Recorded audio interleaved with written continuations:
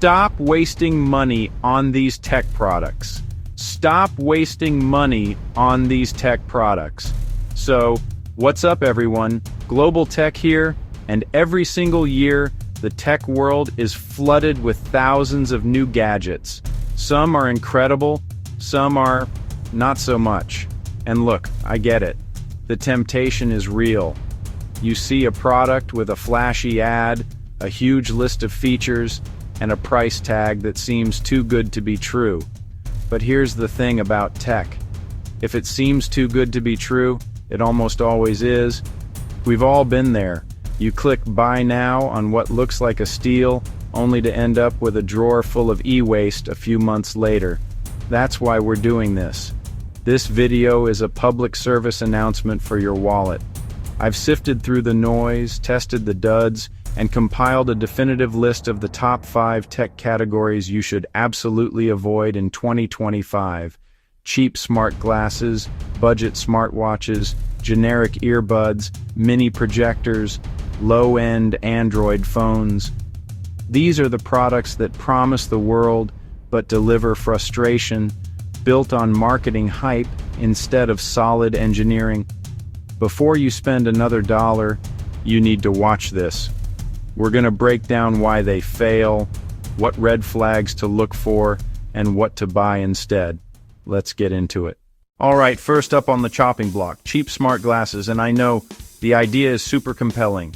Information overlaid on your vision, hands-free calls, discreet recording, the future, right? The under $100 version on Amazon is a scam. Companies rushing to cash in on hype. You put them on and they feel cheap. The plastic is flimsy, the weight is poorly distributed, uncomfortable after 10 minutes. They're bulky, not like the sleek photos, more arcade prize than Tony Stark. It screams tech gimmick. The usual feature is tiny speakers in the arms, zero bass, tinny sound, and audio leaks so everyone can hear you. No privacy of earbuds, no quality of a real speaker.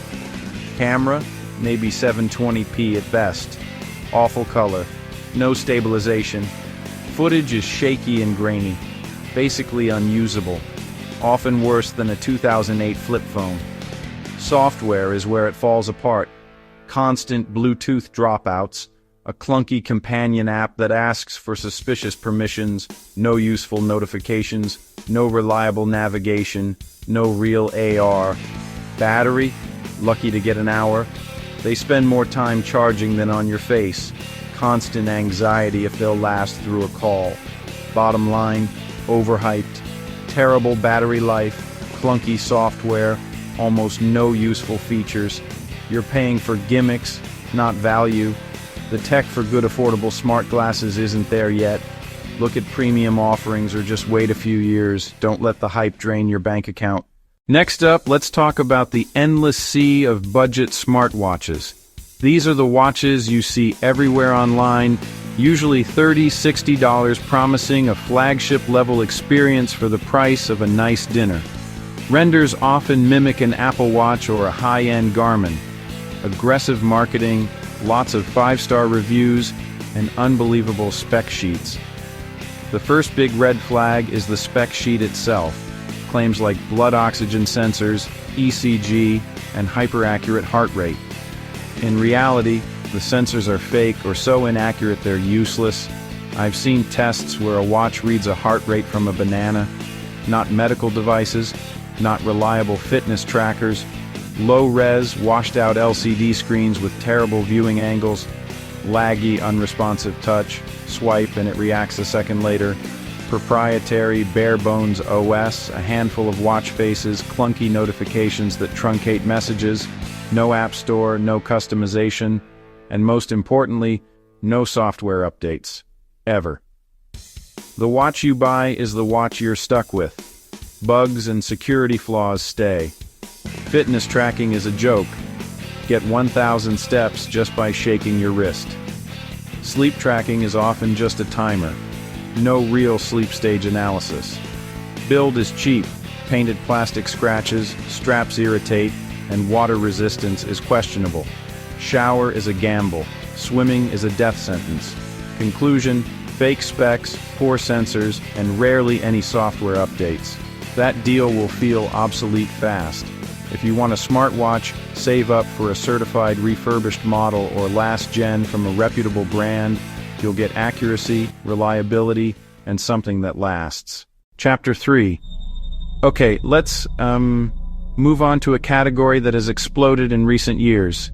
Cheap, no-name true wireless earbuds. You've seen them.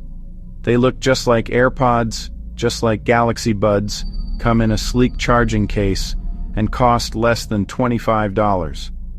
Product pages are filled with glowing reviews calling them AirPod killers. The number one issue is sound quality. No low-end muddy mids, so vocals sound like a tin can, and harsh highs that cause listening fatigue. They make your favorite songs sound flat, lifeless, and sometimes physically painful. Build quality? These are built to fail. Brittle plastic, flimsy charging case hinges, and unreliable charging pins. One day an earbud just won't charge, or the case stops holding a charge. They'll claim 5 or 6 hours, but in reality, you're lucky to get 90 minutes. Case promises 20 hours, but delivers less than half. Connectivity is a roll of the dice. Constant cutouts in busy areas, noticeable audio-video lag, and pairing nightmares. You'll spend more time troubleshooting than listening. About those thousands of 5-star reviews, a huge number are fake. Sellers flood listings with generic positives to trick the algorithm. Dig for verified, detailed 1- and 2-star reviews. That's where you'll find the truth. Verdict: awful sound, short lifespan, and tons of fake reviews. You're not saving money, you're buying disposable e-waste. Instead, save up for reliable audio brands like Anker, Jabra, or Sony. Even entry-level models are a much smarter investment. Chapter 4. This next one might surprise you. The appeal of a cozy movie night at home. I'm talking about cheap so-called 4K mini projectors promising a massive UHD cinema anywhere. Marketing shows vibrant daylight images. Reality is dim, blurry, and disappointing. The biggest lie is the 4K claim. Pure marketing nonsense. These do not have native 4K resolution. They accept a 4K signal so your PlayStation or Fire Stick says 4K, but the native panel is often 480p or 720p at best, just downscaling. It's like watching a 4K Blu-ray on a tube TV from the 90s. Brightness matters most, measured in ANSI lumens, which these brands avoid, using meaningless lux or inflated lumens. In truth, they're incredibly dim, need a pitch-black room, and any ambient light washes them out.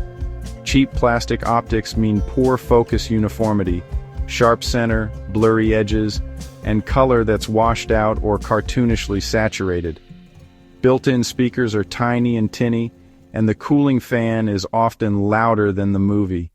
Any smart OS is slow and often can't run Netflix, so you'll need a streaming stick anyway. Digital keystone further kills quality. You need perfect placement, which is impractical. Many claim 4K via upscaling. Weak brightness, bad focus, and terrible audio make them disappointing.